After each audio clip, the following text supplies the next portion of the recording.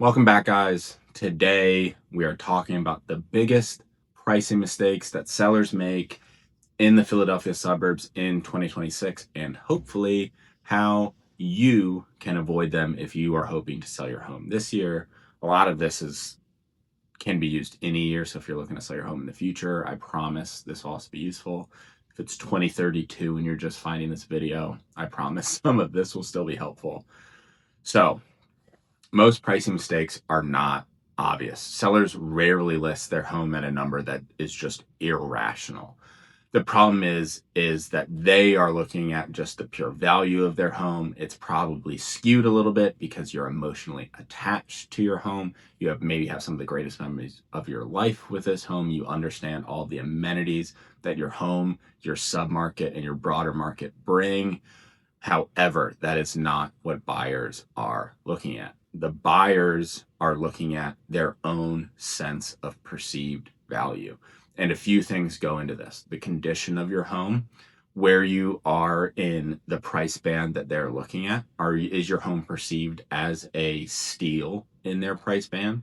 Is it perceived as kind of the edge of what we would do for this type of home? So figuring out how to move more towards this is a steal end of that, rather than are we going to stretch for something that we might be able to find cheaper. So you need to understand perceived risk, buyer alternatives, and how a home fits into a buyer's routine.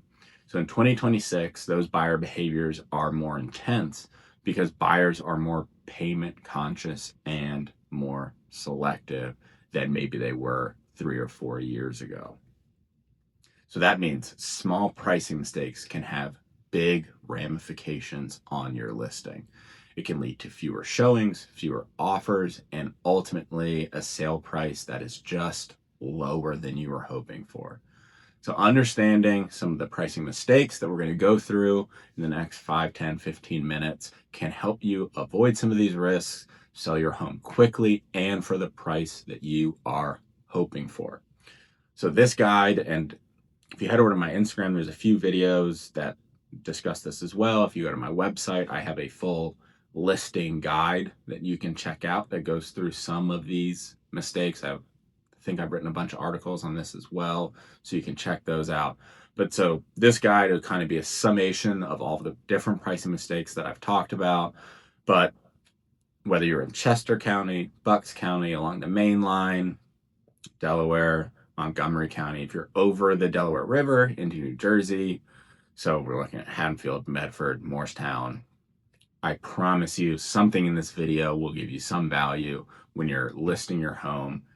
Like I always say, I'm trying to make myself obsolete as a realtor. Maybe you're already working with someone else and you just want a sounding board. Hopefully I will be that video. If you're looking to list your home in the future, reach out. Let's have a discussion about the system that might make sense for you and how to avoid some of these mistakes. If you're just interested in the Philly real estate market and want to keep hearing more, please like, follow, subscribe, do all the social media things. But let's jump in. All right, so I'm just going to run through table of contents here. I'm going to go through 6 pricing mistakes that I've seen that I think are typical of the Philly suburbs. And then we can talk about what to do if your home is already just sitting on the market in a way that you don't want, how I typically address that with clients to make sure that we're not sitting longer than we have to be. And then we'll do a quick summation, just so a TLDR situation for me talking at your face. So if you want to scroll to the end of the video, it'll probably be the last like 5 minutes. I'll just summarize everything I've talked about. But really quickly, I'll talk about the 6 mistakes I typically see. We'll probably dive into some nuances for each of these 6 as the video goes. But there are more than this. So if you're running into a problem that I don't talk about, please reach out, give me a call, shoot me a text, email me, whatever you want to do. Happy to talk about anything. So pricing mistake number 1, you're anchoring to the wrong reference point. You just picked bad comps. You just aren't looking in this specific geographic location that you should be.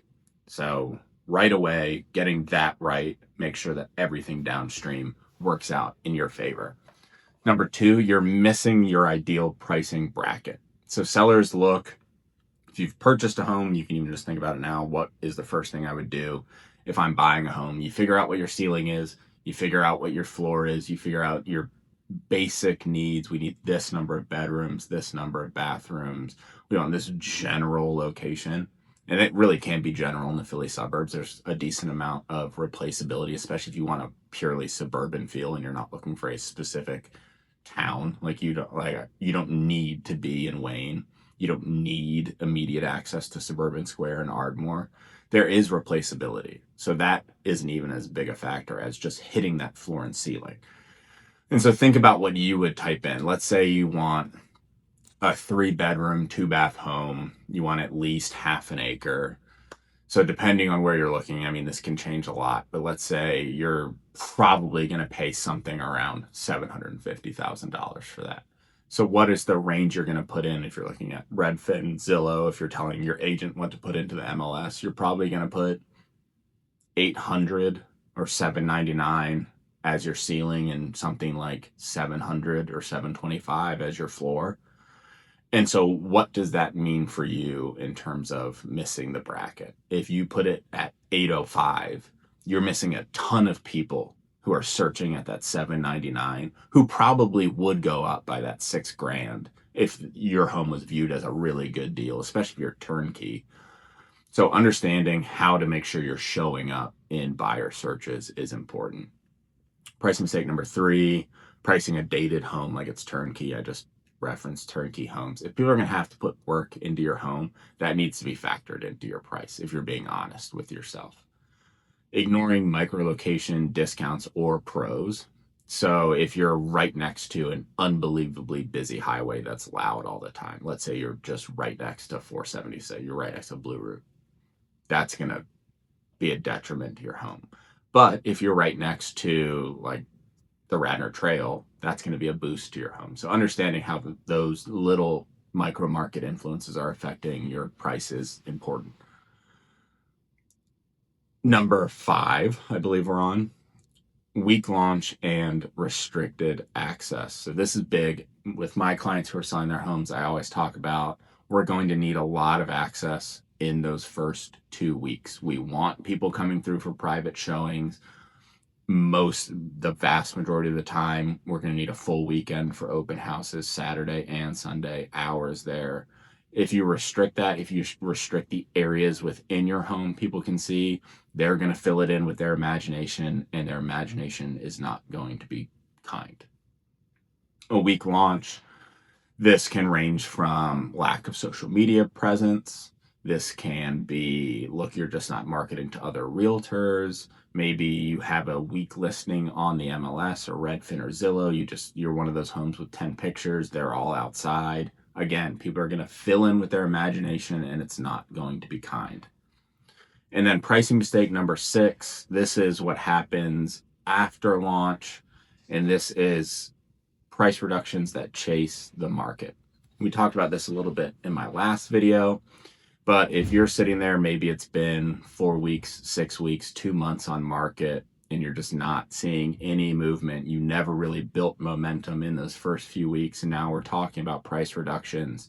You don't want to drop it by like $1,000 or $5,000 each time, and then maybe this will be the drop that gets people in the door. Because what people are seeing is, oh, I've seen 2 drops in this home. I bet they drop it a 3rd or 4th time. I'm not going to be the idiot that overpays for this home when the market clearly doesn't value it where it is.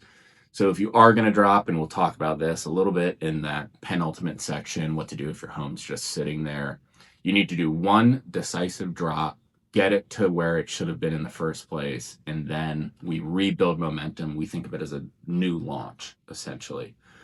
And maybe it's just getting that drop into the right price band, and then it just fixes itself because now you're showing up in searches. Maybe you need to reassess the condition of your home, which is a more difficult conversation typically.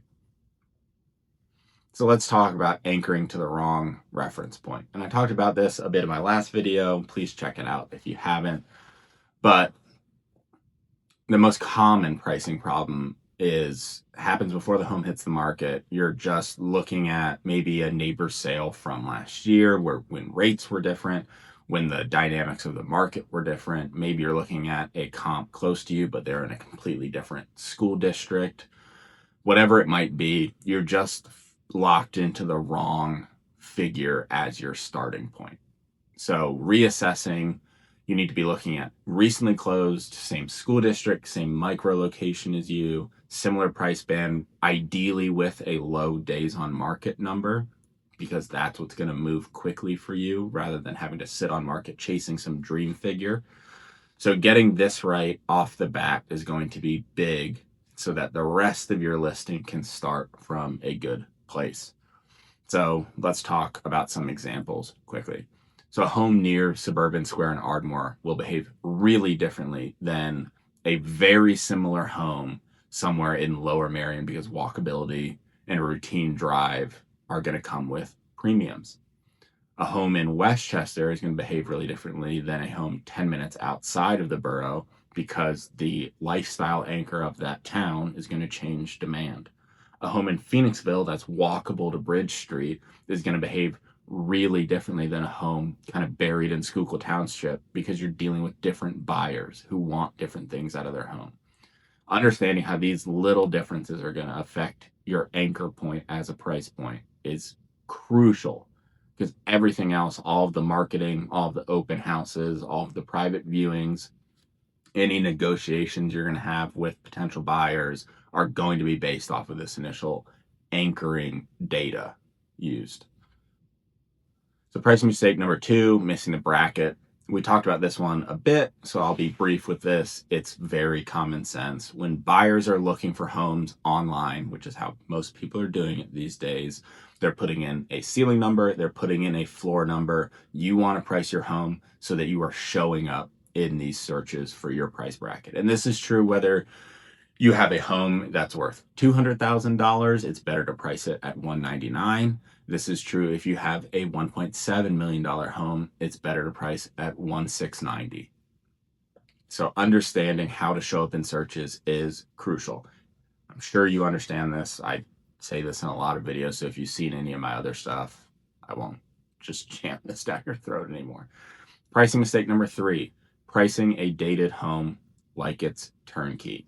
And this gets back to that anchor. If you're looking at comps that are these, maybe it's a relatively new construction home, someone lived in it before, but it was only for 5 years. Maybe they had to move for work and it sold really fast at a certain price. And you're like, hey, Eric, this home, look at all of the similarities between the homes. Same school district, same general commute access, same distance from trains, from roads.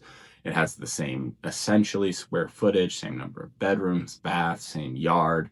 Everything you're showing me looks the same. Why shouldn't I price my home like this?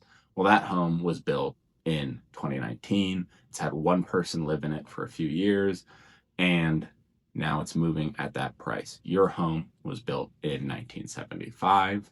There's been a bunch of owners, and frankly, like this home when we moved in, it had carpet in the dining room. It's just some people like it. Most people are not going to want that. You need to be realistic with your home and make those adjustments. I mean, carpet in the dining room, it's not a crazy expensive fix in the world of home renovations, but it's not the same. So you should be maybe $5,000 below a pure turnkey home if it's just cosmetic fixes like that. If it's big structural, big projects, maybe it needs to be $50,000 below if people are going to have to put in a fully new kitchen or a fully new master bath, whatever it might be. So understanding how the condition of your home affects price is crucial. And addressing this can come in a lot of different forms. Maybe you do the renovation and maybe that makes sense for you. ROI on renovation gets a little tricky, so let's stick with the kitchen example. Doing a full kitchen remodel before you list may make sense if you're trying to list a $1.7 million home. It probably doesn't make sense from an ROI standpoint if your home is $650,000 and you're putting $50,000 into a kitchen. So the dynamics are going to be different. If you have questions about what you should be doing with your home, if you think there's a project you should be doing, please reach out. I'd love to talk about what does and does not make sense for you. That doesn't have to be like a full client situation. I just like talking about remodels. My wife and I are talking about remodeling parts of our house, so I'm in the mindset for it. Price mistake number 4, ignoring micro-location discounts. We talked about this. I think this is the same kind of common sense stuff as finding the price bracket. If you have a really easy access to a commute, you're in a beautifully quiet little pocket, and you can walk to, let's say, downtown Wayne, that home is probably going to go for more than, let's say, you're 15 minutes from a major thoroughfare, you're 15 minutes from the train, you can't walk to any downtown. You need to understand the trade-offs and what buyers are looking for in these two homes. So let's talk about some micro-location factors that create discounts. So busy roads, heavy traffic patterns should create a discount. You should be pricing a little lower. Cut through streets and speed issues are probably going to cut your value a little bit. This is a little bit different. Some people might not figure it out, but you also don't want to feel like you're ripping people off. At least I don't. Train noise, road noise that feels intrusive. I just was at a listing that we were filming last week, and it was beautiful home, unbelievable location, but you were essentially a block away from those highway sound walls, and I swear it felt like the sound was getting pushed over the closer houses, like onto the house that we were filming. So trying to understand how that is going to impact home value is extremely important. Parking constraints, especially in walkable pockets. It's unbelievable to be near downtown Phoenixville. I think it's outside of downtown Philly. I think it's the best like bar scene in the Philadelphia suburbs. But a lot of the homes that are close, you're going to have people parking in front of your home. It's going to be, if you have guests over consistently, maybe you have little kids and grandparents are coming over to help, it's going to be hard for them to find parking. Understanding that and how that's going to affect your price is important. A lot slope and drainage concerns, particularly in the Philly suburbs, particularly in older homes where this wasn't as much of a consideration in building. You weren't getting new technology that's really cleaned up grading and drainage. And then backyard privacy and proximity to neighbors, particularly in the more private suburban feel. So parts of Chester County, a little further south, that Villanova area, Devon, Berwyn, those areas, backyard privacy and proximity to neighbors is a big factor for these buyers, especially in luxury pockets where people want their space. That's going to be a real factor there. So pricing mistake number 5, weak launch and restricted access. I like to think this is where I can be extremely helpful to you. If you're already dealing with someone, there are a few ways that you can go about maximizing this. So let's start with the weak launch. If you have, like, let's say just a 24-hour window of coming soon, you haven't told any neighbors that you're about to sell your home, your agent has no social media, they barely have any photos up on Redfin, on the MLS, on Zillow, whatever it might be that your listing is about to show up, you're setting yourself up for failure before you even hit the market. Getting the market buzzing about your home, having a strong first week or two. So this includes a good price band, a good just price, understanding your condition, good marketing, good socials to support the marketing efforts. All of this goes into making sure you have a strong launch so that there's a buzz around your home in those first couple of weeks. Restricted access, we talked about a little bit before.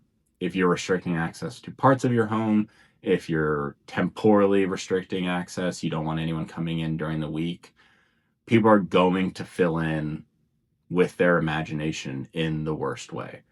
If you're like, I don't want anyone seeing the basement, they're going to immediately jump to water damage. Their systems are old. They haven't done any upkeep on their systems. If you don't want people up in the master suite, the primary suite, whichever you'd like to call it, they're going to assume, oh, their bathroom is unbelievably outdated. There's no closet space. Whatever it might be, buyers are going to fill in with the worst possible scenario. They're not going to assume it's beautiful. If it was beautiful in their minds, they're going to show it. And then pricing mistake number 6. I talked about this more in my previous video, so if you want a more in-depth analysis, please check that out. I think it's close to the end of that video. Slow reductions that chase the market. If you maybe you missed one or two of these previous 5 that we've just talked about. You're just not moving the needle in the way that you thought your home would when you originally listed. And now we're at the point you're talking about price reductions, you're talking about potentially delisting. The worst thing you can do at this point is drop it by just a little tiny bit and hope that is going to be what creates newfound momentum. What buyers think when you do that is, I bet they drop it again. I'm not going to be the idiot that takes this first drop. I'm going to wait for the deal to show up after the second, third, fourth drop, whatever it might be. And now I'm really getting a steal. You're going to chase the market down and you're ultimately going to sell for lower than you ever wanted to, or you're going to have to take it off the market and then come back in maybe a month, 2, 6 months, a year later. And now you're in a position that you really were trying to avoid from the outset. So don't make it worse by doing these micro drops. If you're going to do it, one decisive drop, treat it like a whole new launch, treat it like you're marketing from zero again, and make sure it sticks this time. So what to do if your home is already sitting on the market? The diagnosis is usually straightforward. If you have low showings, you're probably not in the right bracket, or your initial marketing is weak. If you have high showings and no offers, buyers are telling you that the value doesn't match your price.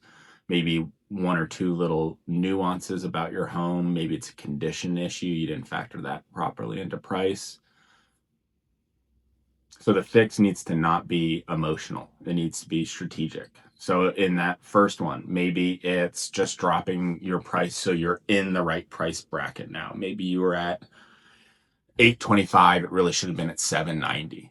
It feels like a big drop, but now you're seeing a whole new window of buyers that have never seen your home before. So you really can treat it like a relaunch. It's new to them, so treat it like it's new to you. Maybe it's you have high showings but no offers. Maybe it was just a condition issue. And so you can deal with that in a bunch of ways. One of the ways I like to do it, now we're just offering some concessions. So people have already visualized being in your home. They're walking through, they're here for the showings. And now with those concessions, the offer becomes more feasible in their mind.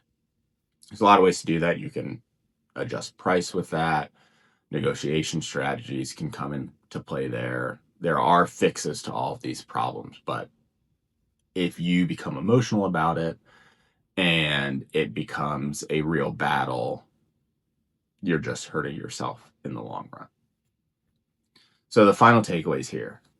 The biggest pricing mistakes in 2026 come from anchoring to the wrong reference point, missing your price bracket, pricing a dated home like it's turnkey, or pricing a home that maybe needs a little bit of cosmetic work or a lot of structural work like it's turnkey, trying to ignore micro market discounts, trying to launch without a real marketing strategy in place, without real socials supporting your listing, and finally chasing the market down with slow reductions. These are the biggest mistakes I see. They're not the only mistakes I see. But sellers who win, they use a system. They get accurate comps. They bracket their pricing to the right people. They're honest about their condition. They have a strong initial launch. They take advantage of those first few weeks on market. And if they are getting feedback that they don't want, they make a decisive adjustment that negates all of that negative feedback. So if you're selling on the main line, if you're selling in Chester County, if you're over the Delaware into Gloucester County or Camden County, and you're trying to list your home, maybe you are listing your home and it's not going how you want it to, please reach out. I would love to talk to you and see if we can maybe ease your mind, if we can get some fixes in place and get your beautiful home sold in the way you want it. I'll talk to you guys next time.